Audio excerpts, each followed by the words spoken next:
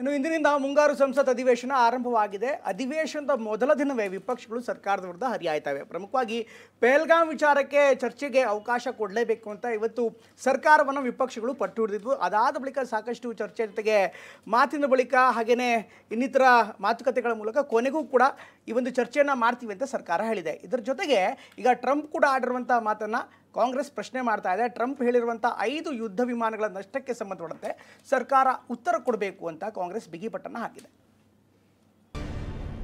ಪಹಲ್ಗಾಮ್ ದಾಳಿ, ಆಪರೇಷನ್ ಸಿಂಧೂರ್ ಚರ್ಚೆಗೆ ವಿಪಕ್ಷ ಪಟ್ಟು.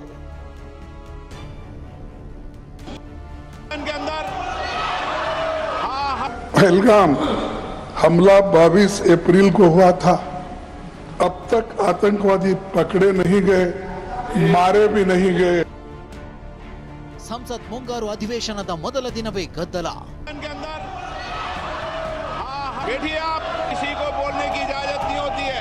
मैं लीडर ऑफ ऑपोजिशन है तो अलाउड नहीं है, तो मुझे तो कभी बोलने ही नहीं देते हैं. ಸಂಸತ್ ಮುಂಗಾರು ಅಧಿವೇಶನ ಆರಂಭವಾಗ್ತಿದ್ದಂತೆ ಭಾರೀ ಗದ್ದಲ ಉಂಟಾಗಿದೆ. ಕಾಂಗ್ರೆಸ್ ಸೇರಿದಂತೆ ವಿಪಕ್ಷಗಳು ಆಪರೇಷನ್ ಸಿಂಧೂರ್ ಬಗ್ಗೆ ಚರ್ಚೆ ಮಾಡಲು ಸ್ಪೀಕರ್ ಓಂ ಬಿರ್ಲಾಗೆ ಮನವಿ ಮಾಡಿದ್ರು. ಆದರೆ ಇದಕ್ಕೆ ಸ್ಪೀಕರ್ ಅನುಮತಿ ನೀಡಿಲ್ಲ. ಹೀಗಾಗಿ ಮೊದಲ ದಿನವೇ ಸದನ ಗೊಂದಲ ಗದ್ದಲಕ್ಕೆ ಸಾಕ್ಷಿಯಾಯಿತು. नारेबाजी करने के लिए आप सदन के बाहर जाओ. सदन में नारेबाजी करना उचित नहीं है. नियमों से सवाल उठाओ, सरकार जवाब देगी. हाँ, हर चीज का जवाब देगी सरकार. ಹೀಗೆ ಪದೇ ಪದೇ ಗದ್ದಲ ಗಲಾಟೆಯಿಂದ ಕಲಾಪವನ್ನ ಎರಡೆರಡು ಬಾರಿ ಮುಂದೂಡಿಕೆ ಮಾಡಲಾಯಿತು. ಈ ಬಗ್ಗೆ ಮಾತನಾಡಿದ ಲೋಕಸಭೆ ವಿಪಕ್ಷ ನಾಯಕ ರಾಹುಲ್ ಗಾಂಧಿ ಪಹಲ್ಗಾಮ್ ದಾಳಿ, ಆಪರೇಷನ್ ಸಿಂಧೂರ್ ಬಗ್ಗೆ ಮಾತನಾಡಲು ವಿಪಕ್ಷ ಸದಸ್ಯರಿಗೆ ಅವಕಾಶ ಕೊಡ್ತಿಲ್ಲ ಅಂತ ಆಕ್ರೋಶ ಹೊರಹಾಕಿದ್ರು. देखिए, सवाल ये है कि जो हाउस में डिफेंस मिनिस्टर को बोलने देते हैं, उनके लोगों को बोलने देते हैं, मगर अगर विपक्ष का कोई कुछ कहना चाहता है तो अलाउड नहीं है. मैं लीडर ऑफ ऑपोजिशन है, मैं लीडर ऑफ ऑपोजिशन हूँ, मेरा हक है, तो मुझे तो कभी बोलने ही नहीं देते हैं. ಇದಕ್ಕೂ ಮುನ್ನ ಮಾಧ್ಯಮಗಳ ಮುಂದೆ ಮಾತನಾಡಿದ ಪ್ರಧಾನಿ ನರೇಂದ್ರ ಮೋದಿ ಆಪರೇಷನ್ ಸಿಂಧೂರ್ನಲ್ಲಿ ಭಾರತೀಯ ಸೇನೆಯ ಪರಾಕ್ರಮದ ಬಗ್ಗೆ ಹಾಡಿ ಹೊಗಳಿದ್ರು. ಭಯೋತ್ಪಾದನೆಯ ಹಿಂದಿನ ಮಾಸ್ಟರ್ ಮೈಂಡ್ಗಳನ್ನ ಅವರ ಅಡಗುದಾನಗಳಲ್ಲಿಯೇ ನಿರ್ಮೂಲನೆ ಮಾಡಿದ್ದಾರೆ ಅಂತ ಹೇಳಿದ್ರು. ऑपरेशन सिंदूर में भारत की सेना ने जो लक्ष्य निर्धारित किया था 100% अचीव किया. आतंकियों के आकाओं के घर में जाकर के 22 मिनट के भीतर ऑपरेशन सिंदूर के तहत उसको जमीन दोज कर दिया गया. ಇತ್ತ ರಾಜ್ಯಸಭೆಯಲ್ಲಿ ಕಾಂಗ್ರೆಸ್ ನಾಯಕ ಮಲ್ಲಿಕಾರ್ಜುನ ಖರ್ಗೆ ಮಾತನಾಡಿ ಆಪರೇಷನ್ ಸಿಂಧೂರ್ ಹಾಗೂ ಭಾರತ ಪಾಕಿಸ್ತಾನದ ನಡುವೆ ಟ್ರಂಪ್ ಮಧ್ಯಸ್ಥಿಕೆ ಬಗ್ಗೆ ಪದೇ ಪದೇ ಪ್ರಸ್ತಾಪಿಸುತ್ತಿರೋ ಬಗ್ಗೆ ಕಳವಳ ವ್ಯಕ್ತಪಡಿಸಿದ್ದಾರೆ. पहलगाम हमला 22 अप्रैल को हुआ था. अब तक आतंकवादी पकड़े नहीं गए, मारे भी नहीं गए. और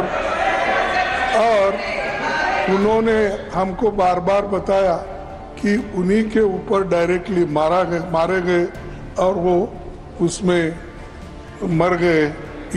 ये भी खबर हमको मिली. अमेरिका के राष्ट्रपति ट्रंप 24 बार उन्होंने बाद में सफाई 24 बार उन्होंने कहा मेरे इंटरफियरेंस से मैं समझौता किया तभी ये युद्ध थमा. ये युद्ध स्टॉप जो हुआ मेरे वजह से हुआ. ಇದಕ್ಕೆ ಜೆಪಿ ನಡ್ಡಾ ಪ್ರತಿಕ್ರಿಯೆ ನೀಡಿ ಚರ್ಚೆ ನಡೆಸಲು ಸರ್ಕಾರ ಸಿದ್ಧವಿದೆ ಅಂತ ಪುನರುಚ್ಚರಿಸಿದ್ದಾರೆ. इस हाउस को, इस हाउस के माध्यम से देश में कहीं यह संदेश नहीं जाना चाहिए कि सरकार पहलगाम और ऑपरेशन सिंदूर पर चर्चा नहीं चाहती. हम चर्चा करेंगे, हर तरीके से करेंगे. ಇದರ ಬೆನ್ನಲ್ಲೇ ಆಪರೇಷನ್ ಸಿಂಧೂರ್ ಬಗ್ಗೆ ಚರ್ಚೆಗೆ ಅವಕಾಶ ನೀಡಲಾಗಿದೆ.